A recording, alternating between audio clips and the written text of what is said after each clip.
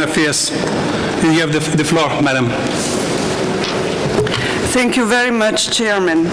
Dear colleagues, ladies and gentlemen, it's my pleasure to address you today. My deep gratitude goes to the Irish chairmanship and personally to Taoiseach Eamon Gilmore for their efforts to enhance the role and efficiency of the OSCE.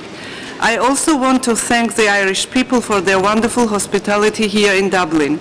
Let me welcome our Ukrainian friends and wish them success in the coming year. Allow me to also welcome Mongolia into the OSCE family. We have gathered today to elaborate a vision for this organization, a vision that will allow us to stay true to the values and principles of Helsinki that brought us together some 40 years ago. I'm here to affirm that these values continue to be relevant today, even though, and perhaps especially since, they are not always upheld. My predecessors have often stressed with profound regret that the role of the OSCE in addressing Europe's security challenges has diminished. As preparatory deliberations have shown, the OSCE remains in a concerning state of uncertainty. Its mechanisms are often hamstrung by veto, and its political will is sapped by the difference in vision and values among the participating states.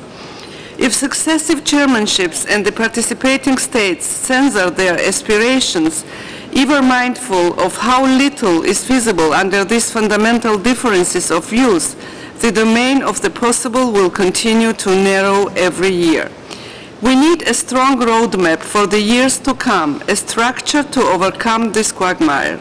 We need to give a clear, substantive agenda to our incoming chairmanships so that they can apply OSCE's instruments and mechanisms to the very concrete problems we are facing collectively.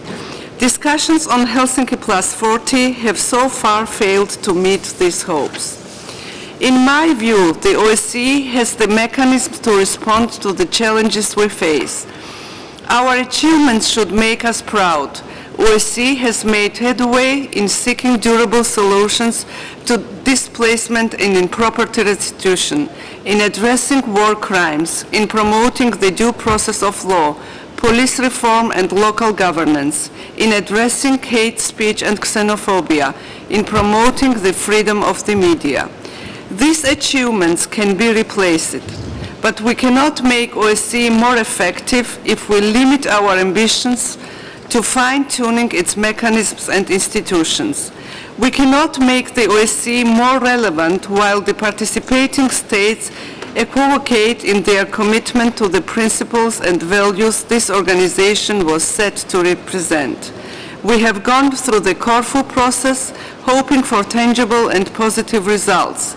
Despite our commitment and our dedicated work, these efforts have come to naught. We cannot contemplate, neither can we afford another failed process.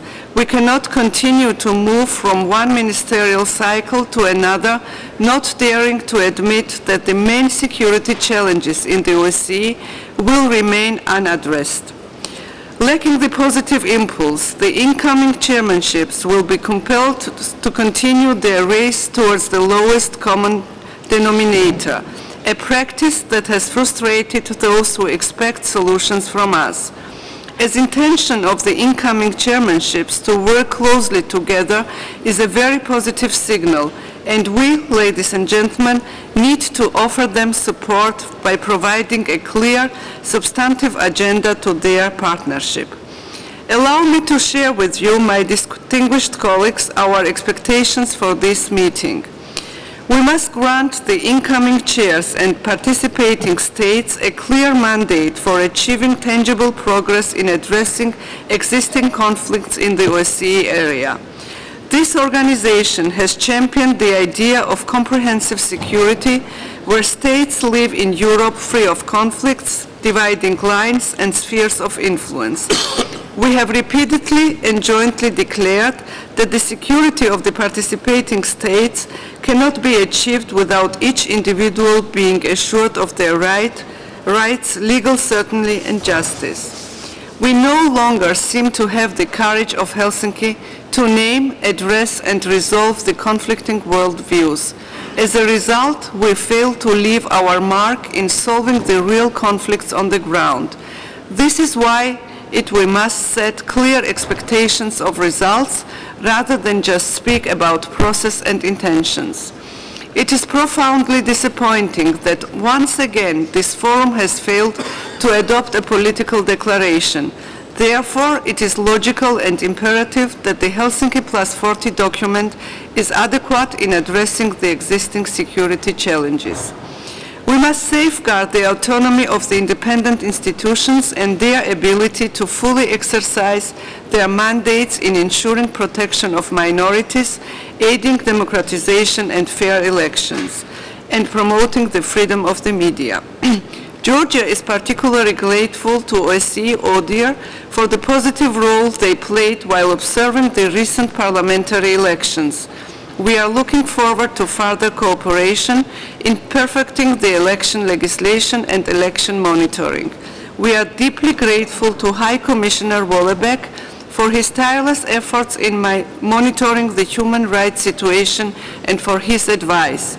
We also want to thank Representative Mijatovic for her continuous involvement and assistance. In Georgia, security challenges relevant in the 20th century still persist, and occupation is a fact of our daily lives. The principles of security community are therefore keenly relevant for my government. I am profoundly disappointed that today we have missed an opportunity to offer OSCE's vocal support to the Geneva international discussions. Our Russian colleagues walked away from the drafting table after having first engaged in the process. The new government of Georgia has expressed its readiness to dialogue. Our counterparts apparently need more time for celebrating their response. The impasse highlights once again the need for active international engagement. We are convinced that the OSCE can and must enhance its role in the Geneva international discussions. We would welcome efforts by the incoming Troika to enhance continuity of the OSCE participation. In the same vein, the OSCE shall get involved in the Gali incident prevention and response mechanism to cover the full range of issues that are addressed in Geneva.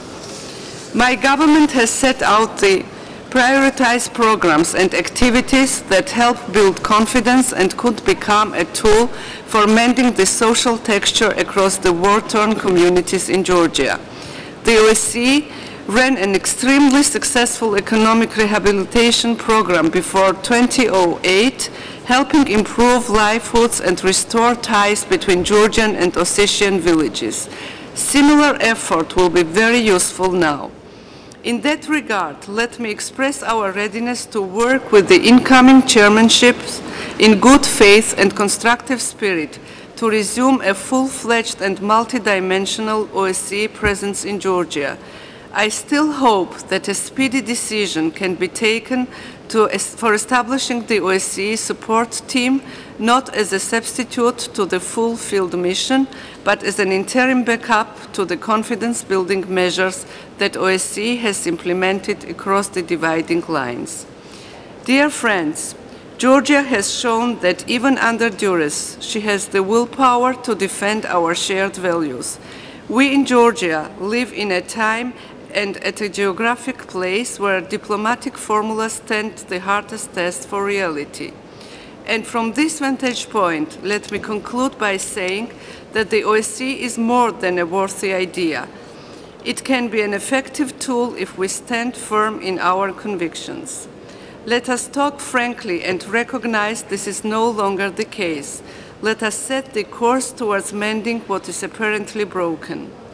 We must address the root causes of conflicts and problems rather than gloss over them.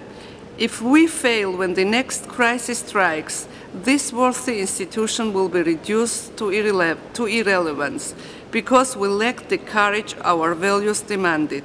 Let us act jointly now to reach for the spirit of Helsinki. Thank you very much.